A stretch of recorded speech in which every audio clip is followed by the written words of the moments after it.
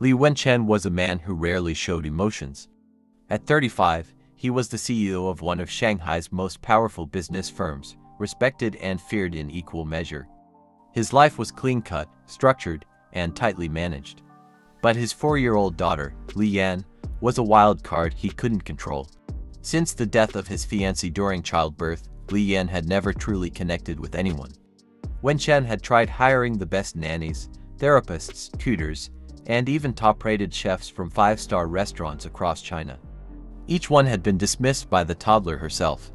She wouldn't eat from them, wouldn't play, wouldn't talk. She's grieving, they said. She needs time, others advised. Laura Okoro was 27, Nigerian. She moved to China on a food cultural exchange 3 years ago, fell in love with Chinese cuisine, and decided to stay. Her restaurant was small but lively. Tucked in a quiet alleyway of Shanghai's town, it had become a favorite of locals and foreigners alike for its comforting, authentic Chinese dishes. That afternoon, Laura was heading out to make a personal delivery to one of her regular customers. She was walking briskly down the sidewalk. Mr. Han, Wen-Chen's personal assistant, was behind the wheel, driving Lian home after school. Lian sat quietly in the back seat, staring out the window. As they approached a red light near the sidewalk, Mr. Han gently pressed the brake. Just then, Lian's eyes locked onto a lady walking by the roadside. It was Laura. Her expression caught Lian's attention. She opened the door and stepped out. Mr. Han rushed after her in panic and she walked straight to Laura and pointed at the food. That, she murmured. Laura blinked in surprise. Oh, sweetheart, this isn't for sale. It's already going to someone, she said gently. But Lian stretched out her small hands. Her lips trembled, her eyes started to water. Before anyone could stop it, she burst into tears. Laura, unsure what to do, knelt down and smiled warmly. Okay, you can have this one, I'll make another. The moment she handed the food over, the crying stopped. Lian held the food like a treasure, a soft smile blooming on her face. Mr. Han was frozen in shock. Mr. Han recounted everything to Wen-Chen in his office. She cried for it, he asked, his voice low and tight. Yes, sure, Mr. Han replied, and she smiled after receiving it. She held onto it tightly and she didn't even want to let go. Wen-Chen was silent. A mix of emotions swirled inside him. A part of him was relieved. His daughter had made a choice. She had expressed interest, hunger, emotion, but another part of him recoiled. The food came from some small roadside place. It wasn't from the 5-star chefs he'd hired. It wasn't clean, polished, or elite. How could this be the one thing she accepts? He muttered to himself. Still, he couldn't ignore the change. For the first time in a long while, his daughter had shown curiosity. Will. And it had come from a stranger. He made a decision to meet Laura the next day. The next morning, Wen-Chen sat in his office. His assistant, Mr. Han, stood nearby. You said the food came from a place called Laura's Pot. He asked. Yes, sir. A small restaurant in the Old Town district. I ran a quick background check on the owner. Her name is Laura Okoro, Nigerian.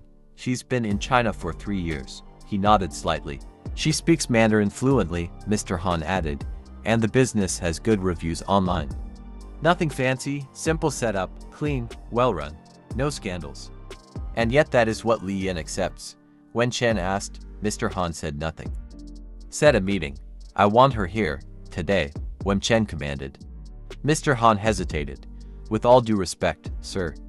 Perhaps it would be better if you went to her. She may not respond well to being summoned. A pause. Wen-Chen narrowed his eyes but nodded. Fine, I'll go. Laura was in her mini restaurant when Wen-Chen arrived. The kitchen smelled of soy, sesame, and ginger. Steam curled up from the last dish plated minutes ago. Laura looked up, immediately recognizing the man from the news and television interviews. She had seen him once at a televised business summit. Wen-Chen, CEO of Wen Holdings. And for some reason, he was now standing in her restaurant. Miss Laura Okoro, he asked formally. She blinked. Yes, can I help you? My daughter ate your food yesterday, he said. Laura's eyebrows lifted. Ah, the little girl with the serious eyes. She just reached out and grabbed my food, He stepped closer. She doesn't eat from anyone. Not from five-star chefs. Not even food I bring myself, but she accepted yours. Do you understand what that means? Laura nodded slowly. She liked it. Maybe she felt safe. Wen-Chen's face was unreadable. She wants you, he said. I want to offer you a position. As her personal cook, Laura was caught off guard. I'm flattered, sir. But I'm not looking for employment. I have a restaurant to run.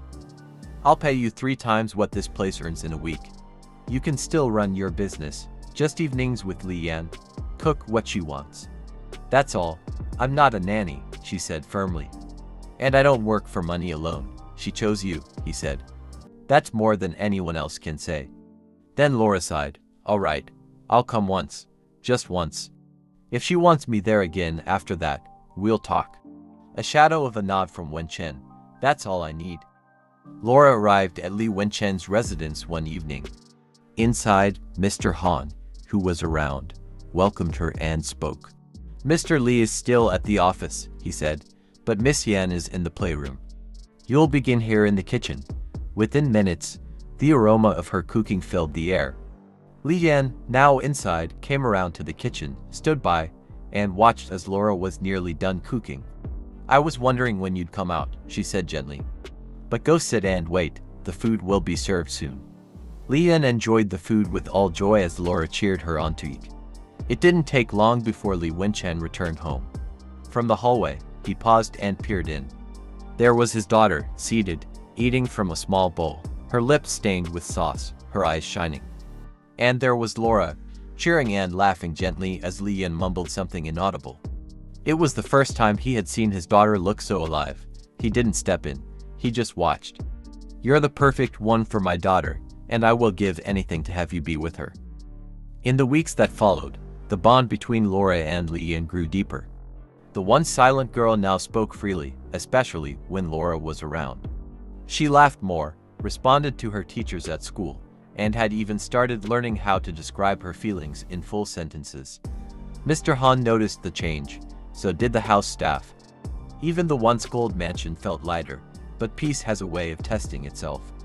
It was a Thursday afternoon when Laura received the call. Miss Laura, Mr. Han's voice trembled faintly over the phone. Li Yan had a fall during recess. She's being rushed to the hospital. I thought you should know. Laura didn't ask questions. She dropped everything in the middle of her kitchen and ran. Li Yan was lying on the hospital bed when Laura arrived. Laura's heart nearly broke. She hurried to her side and sat by the bed. Li Yan, sweetheart, she whispered, her eyes glossy with tears. Li Yan opened her eyes slowly. When she saw Laura, she reached out and held her tightly. I'm here, Laura said, brushing hair from the girl's face and planting a kiss on her temple. That was the moment Li Wen-Chen arrived. He had taken the next flight out of Beijing the moment he heard the news. Suit still on, his eyes scanned the room frantically until they landed on his daughter, and the woman curled protectively around her. Wen-Chen stood frozen for a moment. Thank you, he said softly. For being here, she nodded. She was so scared. His gaze moved from Laura to his daughter, then back again. Li Yan was discharged that night with a clean bill of health, and a few bruises, and strict orders for plenty of rest. Inside the room, Li Yan insisted Laura stay with her. She looked up at her father and said, I want Miss Laura to stay. Please, Wen-Chen hesitated, then met Laura's eyes. Would you mind? Laura smiled gently. Not at all. The house had gone quiet. Li Yan was asleep in her room, finally resting peacefully. Laura stepped into the kitchen for a glass of water. Seated on the sofa, laptop open, was Li Wen-Chen. They both paused. You're still awake, Laura whispered. Couldn't sleep, he replied. How is she? She's asleep now. She'd be fine. She's tougher than she looks. Thank you, Laura. Not just for today, for everything, Wen-Chen said. She softened. She's easy to love. The morning at Li Wen Holdings was brisk with energy. Staff moved swiftly between departments, finalizing preparations for the upcoming business summit. At the heart of the activity, Mr. Han walked beside a poised and striking woman. She moved with effortless grace, a soft smile playing at her lips, drawing glances from every direction. Jing Wei, heiress to Jing Industrial Group, had arrived from the United States the night before. Renowned for both her razor-sharp business acumen and disarming charm, she never entered a room unnoticed. Still as silent as ever, Mr. Han, she teased lightly, casting him a sideways glance. Mr. Han responded with a diplomatic smile. "We are honored by your early arrival, Miss Jing. Mr. Li wasn't expecting you until tomorrow." "I enjoy surprises," she said, her tone breezy. "Besides, I wanted to speak with him before the summit." They arrived at the large double doors of Wen-Chen's office. Mr. Han gave a respectful knock before pushing them open. "Sir, Miss Jing Wei is here." Wen-Chen looked up from his desk, his expression unreadable. Without waiting for an invitation, Jing Wei stepped inside. "I hope I'm not interrupting. Thought I'd check in on an old friend." Wen-Chen leaned back in his chair, gaze cool and unreadable. "You're early." "I miss Shanghai," she replied smoothly, her eyes scanning the office like she was revisiting a familiar memory. "And you? It's been, what, almost a year." "And how is Li Yan?" Jing Wei asked, her tone softening. "She's doing well," Wen-Chen replied flatly. "I'd love to see her later. I've missed her." "You're the last person Li Yan would want to see," he said bluntly. Jing Wei gave a slight shrug. "That's beside the point." "How about a date tonight?" Jing Wei asked.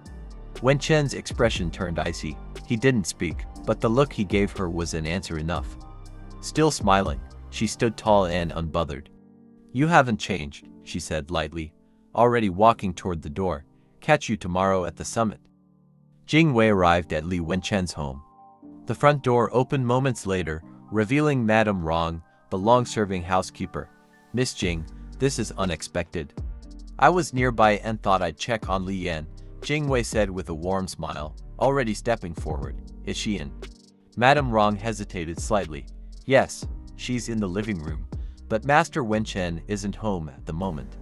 "I'm not here for him, and Wen-Chen wouldn't mind," Jing Wei replied smoothly, brushing past with a soft laugh. "I just want to say hello to the little one. Don't worry, Madame Rong, I won't stay long." Inside the living room, Li Yan sat on the sofa, her eyes fixed on the television screen. "Li Yan," Jing Wei said gently, sitting down beside her with a practiced smile. "You remember me, don't you?" The little girl gave her an unwelcoming look. "You've grown so much." "How are you doing, my princess?" Jing Wei cooed. But Li Yan didn't respond. Jing Wei lowered her voice, still not talking much. "Huh. That's all right. We'll get there." Silence, then the sound of the door.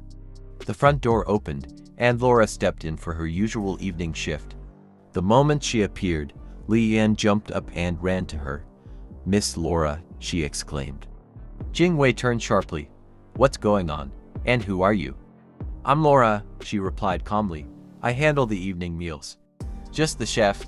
Jing Wei asked. "That's right," Laura answered evenly. Jing Wei raised her brows, clearly surprised. "Well, it's obvious she prefers your company," she stood, lips tightening. "Wen-Chen is always keeping me in the dark and I'm not taking it this time." With that, she turned and walked out. Wen-Chen had just stepped out, about to leave for home, when a voice stopped him. "Wen-Chen." He turned. It was Jing Wei. She walked up to him. "You didn't even tell me." "Tell you what?" he asked. "That woman," Jing Wei said. "The one Li Yan keeps clinging to, Laura." He didn't answer. "She's everywhere now, in your house, in Li Yan's life. Do you think that's normal? You know Li Yan's condition, she doesn't connect with people like that." Wen-Chen met her gaze, his voice cold and controlled. And yet she connected with her. Jing Wei flinched. "Just like that, you're fine with it." "Have you not seen the change in Li Yan?" he asked. She said nothing. "She talks now, she eats, she laughs." "You want to question that?" he continued. "I just want to understand what's going on," Jing Wei answered immediately. He raised a brow. "No. You want to control what's going on."